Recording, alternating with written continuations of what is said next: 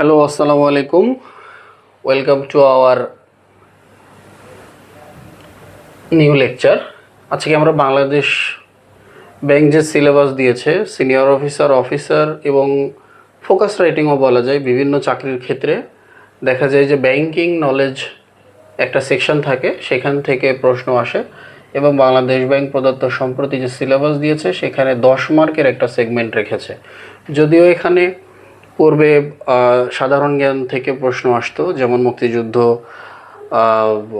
বাংলাদেশের খেলাধুলা, জাতীয় বিষয়াবলী, হিস্ট্রি, এই বিষয়গুলো থেকে। কিন্তু বর্তমান যে সিলেবাস দিয়েছে সেখানে এই বিষয়গুলোকে স্কিপ করে সরাসরি ব্যাংকিং নলেজে গিয়েছে। তো এখানে ব্যাংকিং নলেজ বিশেষ করে যারা কমার্স ব্যাকগ্রাউন্ডের না, সায়েন্স বা আর্টস ব্যাকগ্রাউন্ড, তাদের জন্য একটু কঠিন মনে হয় অনেক সময়, যদিও বিষয়গুলো অতটা কঠিন না।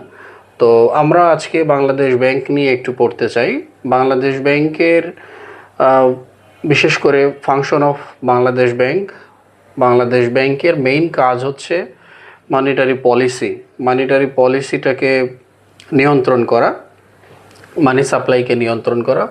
মানিটারি পলিসির জন্য বাংলাদেশ ব্যাংক বিভিন্ন টুলস ইউজ করে, যার মধ্যে একটা থাকে সিআরআর, আর একটা থাকে SLR, repo rate, reverse repo rate, bank rate, open market operation. Bangladesh ব্যাংকের আরেকটি কাজ আছে ইনফ্লেশন টার্গেট, ইনফ্লেশনকে নিয়ে কাজ করা, এক্সচেঞ্জ রেট ম্যানেজমেন্ট কাজ করা, এবং ফরেন এক্সচেঞ্জ রিজার্ভ। পরবর্তী সেকশানে আমরা পড়ব ডিজিটাল ব্যাংকিং।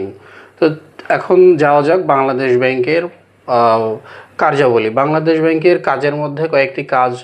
একটা হচ্ছে যে মানিটারি পলিসি তৈরি করা। মানিটারি পলিসি বছরে পূর্বে প্রথমে 2বার হতো, এরপরে যখন ডক্টর ফজলে কবির স্যার গভর্নর ছিলেন তখন কয়েক বছরের জন্য বছরে 1বার করা হতো। বর্তমানে আবার বছরে 2বার করা হয়, 6 মাস অন্তর অন্তর।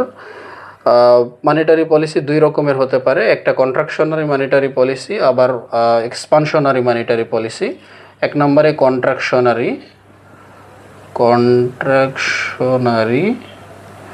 অ্যান্ড এক্সপানশনারি।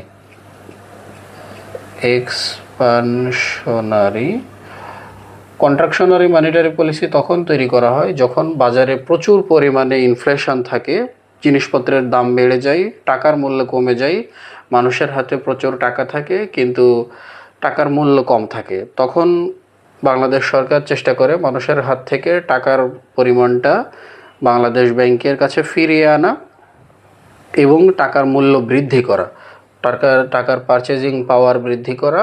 যখন এবং ইনফ্লেশনটাকে, বিশেষ করে যখন ইনফ্লেশন বেশি হয়, টাকার মূল্য তখন বেশি থাকে না, তখন হচ্ছে contractionary monetary policy Bangladesh bank হাতে নেয়।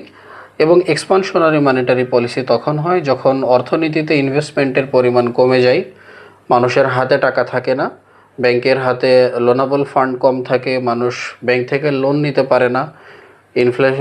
যখন খুব ব্যাংকে ইন্টারেস্ট রেটের পরিমাণ বৃদ্ধি হয়, তখন বাংলাদেশ ব্যাংক এক্সপানশনারি মানিটারি পলিসি তৈরি করে।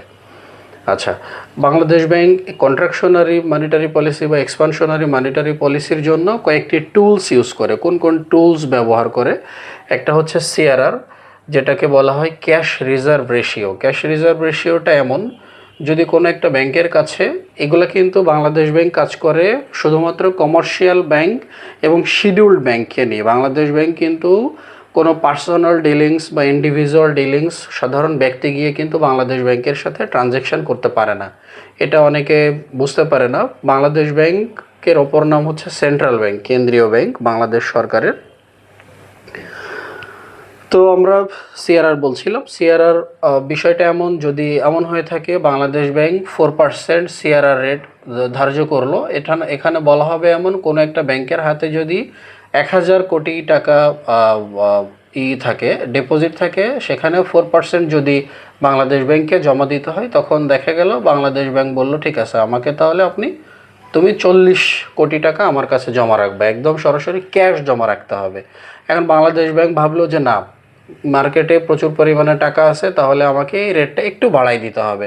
সে যদি এটাকে 4%কে 5% করে দেয়, 5% করে দিলে তখন দেখা যাবে যে ব্যাংক তখন 40 কোটির জায়গায় 50 কোটি টাকা বাংলাদেশ ব্যাংকের কাছে জমা রাখছে।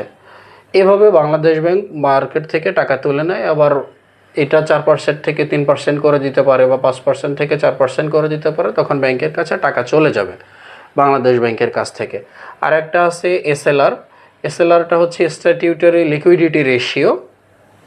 এটা সিআরআর এর মতোই অনেকটা, কিন্তু বাংলাদেশ ব্যাংকের কাছে যেমন সিআরআর এর ক্ষেত্রে সরাসরি টাকা জমা রাখতে হয়, কিন্তু এসএলআর এর ক্ষেত্রে বাংলাদেশ ব্যাংক বলে আমার কাছে সরাসরি কোনো টাকা রাখতে হবে না, কিন্তু তুমি ইজিলি কনভার্টেবল লিকুইডিটি অ্যাসেট যেগুলো আছে সেইগুলোতে তুমি তোমার সেফটির জন্য আমার কাছ থেকে অ্যাসেটগুলো কিনে নাও। সেটা ট্রেজারি বন্ড হতে পারে, ট্রেজারি বিল হতে পারে, সেরকম আর কি। এবং এখানে এই যে এই অ্যাসেটগুলো কিনে নেয় বাংলাদেশ ব্যাংকের হাত থেকে, বন্ড হতে পারে, এগুলো ব্যাংকের কাছেই থাকে। এটা বাংলাদেশ ব্যাংকের কাছে রাখতে হয় না।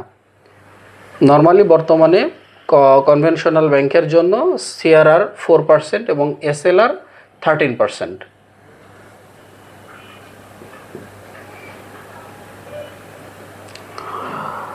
13 বা 13.5% হতে পারে, একটু দেখে নিন আপনারা। এরপরে আসবো আমরা রেপো রেট এবং রিভার্স রেপো রেট। এই দুইটাও খুব popular economic tools, monetary tools Bangladesh ব্যাংকের হাতে। রেপো রেটটা হচ্ছে, আমরা যদি বলতে চাই, যে হারে বাংলাদেশ ব্যাংক কমার্শিয়াল ব্যাংকে লোন দেয় এটাকে বলা হয় রেপো রেট। যে হারে বাংলাদেশ ব্যাংক কমার্শিয়াল ব্যাংকে লোন দেয়।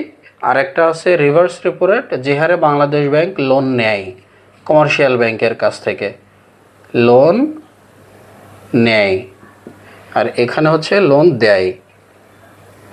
বিষয়টা এমন, বাংলাদেশ ব্যাংক রেপো রেট এবং রিভার্স রেপো রেটের মাধ্যমে কিন্তু স্বল্প মেয়াদির লোন দেয়, স্বল্প মেয়াদি ঋণ দেয়, এবং ব্যাংক রেটের মাধ্যমে হচ্ছে দীর্ঘমেয়াদী ঋণ দেয়, দীর্ঘমেয়াদী।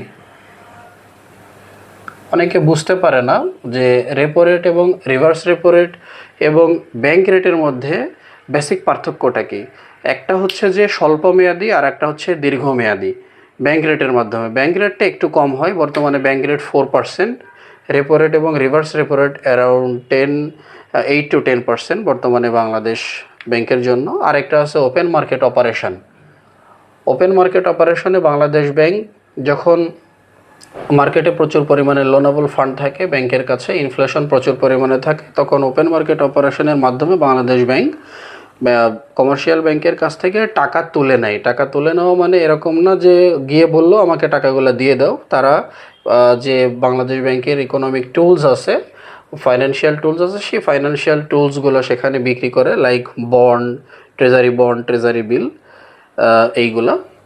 এরপরে আসি আমরা ইনফ্লেশন টার্গেটিং। বাংলাদেশ ব্যাংক কত মার্কেটে ইনফ্লেশন হবে, ইনফ্লেশন নিয়ে কাজ করে।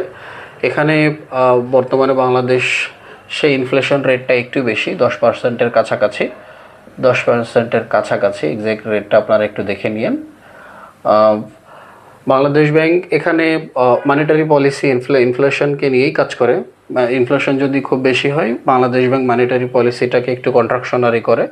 আবার ইনফ্লেশন যখন একটু কমে যায় 5-6-4%-এর কাছাকাছি, তখন বাংলাদেশ ব্যাংক এক্সপানশনারি মনিটারি পলিসি তৈরি করে।